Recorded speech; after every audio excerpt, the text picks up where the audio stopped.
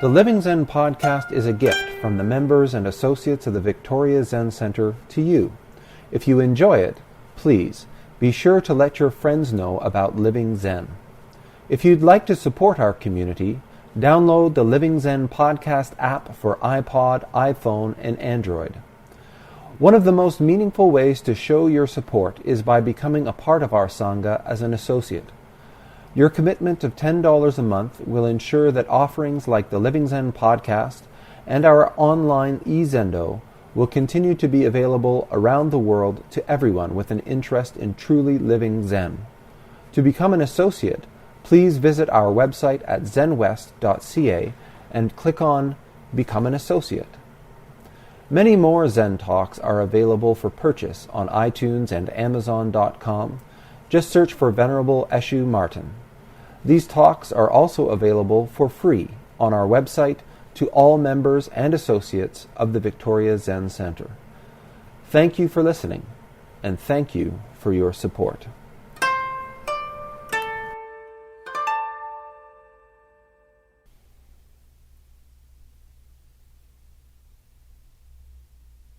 Well, it must be finals time. It's very quiet tonight.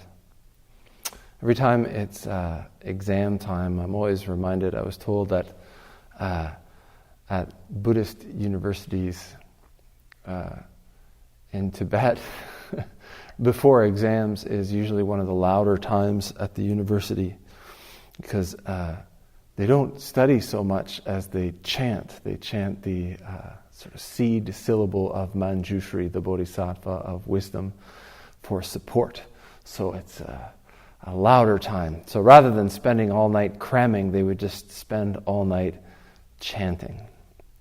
I want to thank all the students who did make it tonight, because I know it's difficult to give up time that you could be studying to come and engage in this practice.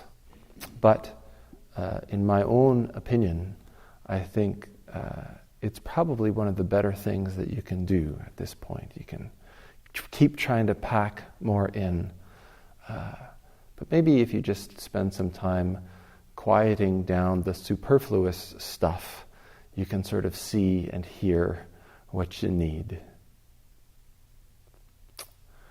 That's kind of what I wanted to talk about tonight, is what you see, hear, feel, experience as we're sitting. Dogen Zenji, a Zen master from about 1200, in a talk called Ben-Doa, he sort of proposed this formula which has become quite famous in Zen circles. And I just want to talk about the first part of it, which is to study Zen is to study the self. To study the self is to forget the self. It goes on, but I think we can just talk about the first part. A lot of people, when we come to start practice, and we're taught the basics of how to sit, how to hold up the body, how to breathe, how to pay attention or bring our awareness to the activity that we're engaged in.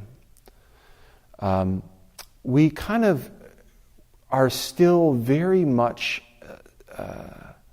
fixated or obsessed with the idea of right and wrong.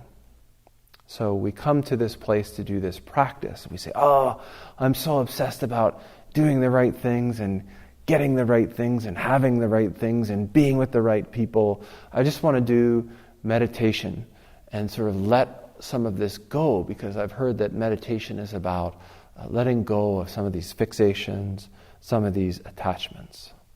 And so we're taken into a nice little room and given an orientation to practice. But from the moment that we walk out of the room, we come in and sit down in the meditation hall, and we begin to obsess about trying to make sure that our practice is right, because we want to have the right kind of meditation practice, right? So we just sort of transfer all these habits that are making us crazy into this new thing that we're taking up to ideally sort of help us come to rest or give us some peace of mind or something like this. And so we have this technique, and we sit down and we have these short periods of meditation, and we say, okay, counting the breath, I can do that. 1, 2, wonder what I'm going to eat after this.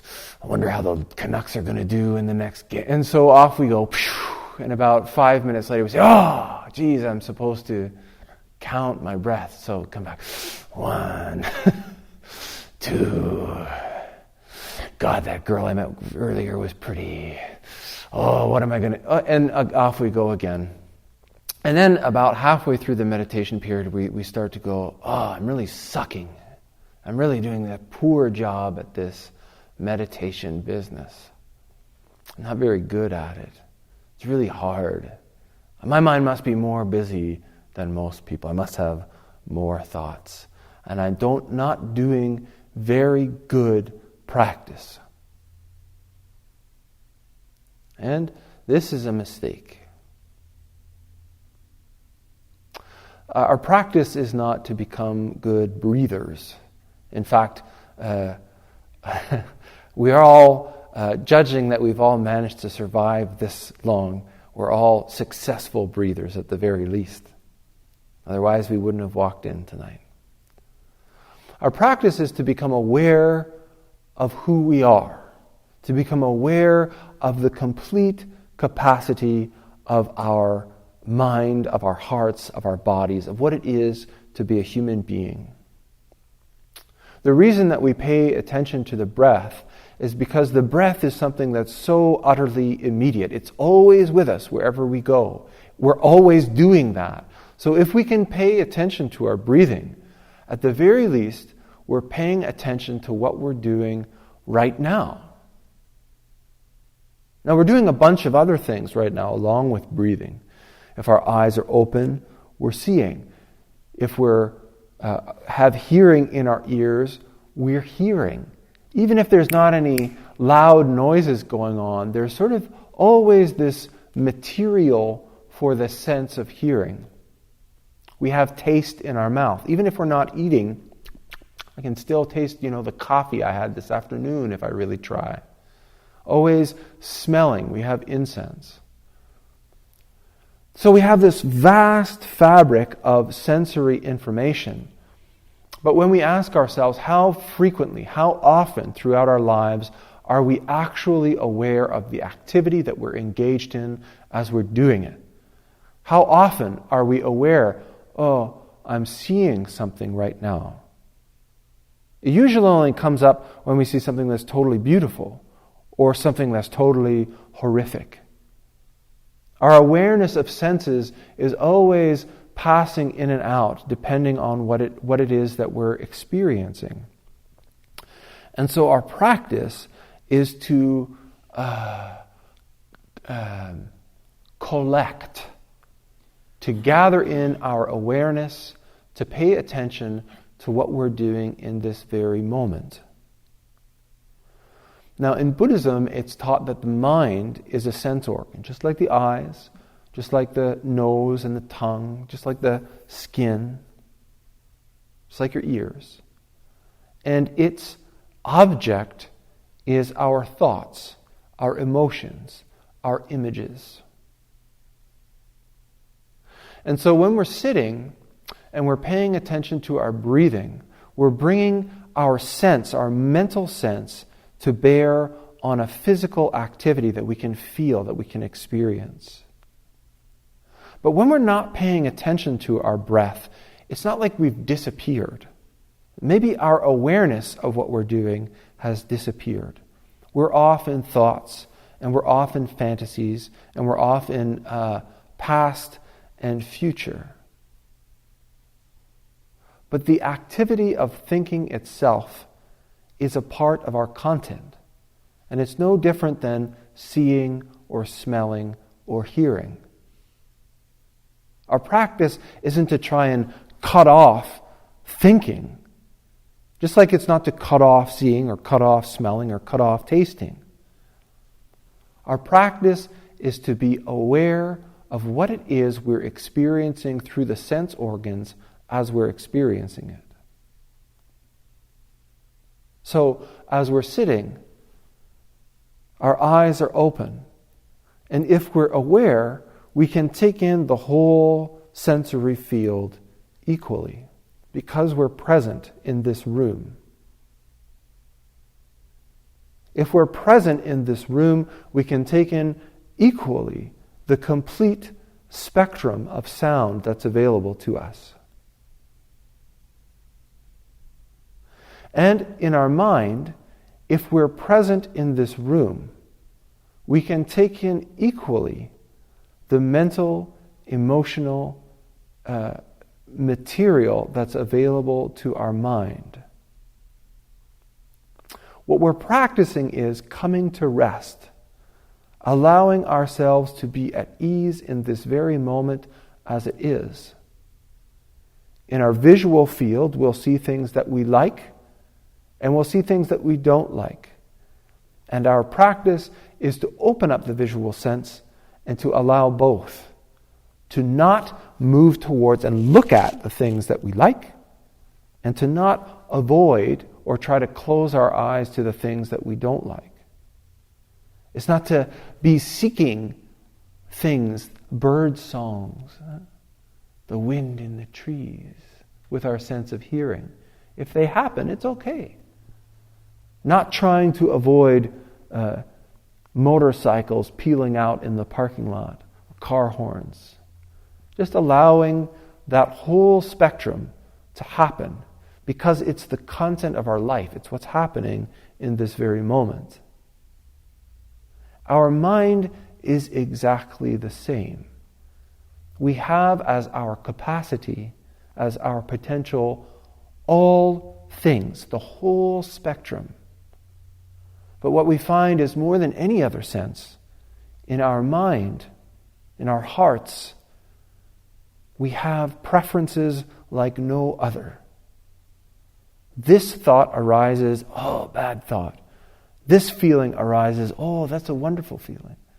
And we swing back and forth, running towards the things that we like and running away from the things that we don't like.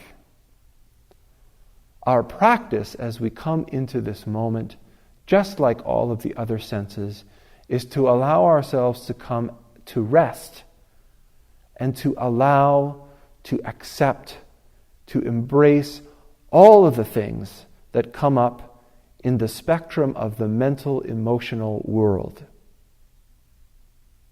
Paying attention to our breath is a technique that allows us to continue to come to center. When we become aware that we're starting to reach for something, we can remember our breath to come back. When we find something that we're running away from, always with us is this breath, and we can come back. We're not trying to avoid those things. We're not trying to pretend that they don't exist. In fact, if anything, we're trying to open our eyes to become more aware of the things that hook us, the things that frighten us and scare us away. Because these are the things that move us throughout our entire lives, pursuing the thing that we think will make us happy all the time, running away from the thing that we think will destroy us. So this formula to study Zen is to study the self. The first place that we can come to study the self is this laboratory, this meditation hall, where we have the opportunity, we already have the tool, the microscope, our own awareness to begin this investigation.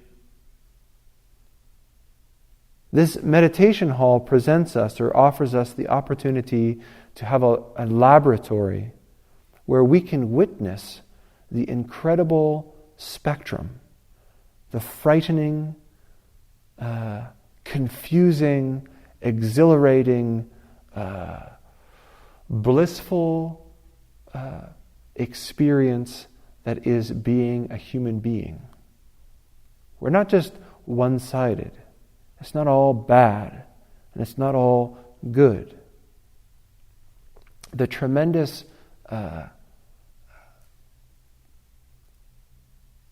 potential, the tremendous capacity of the human being is what we're here to discover.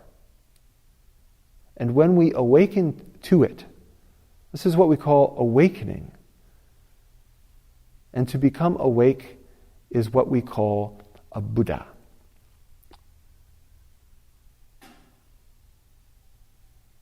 So, thanks.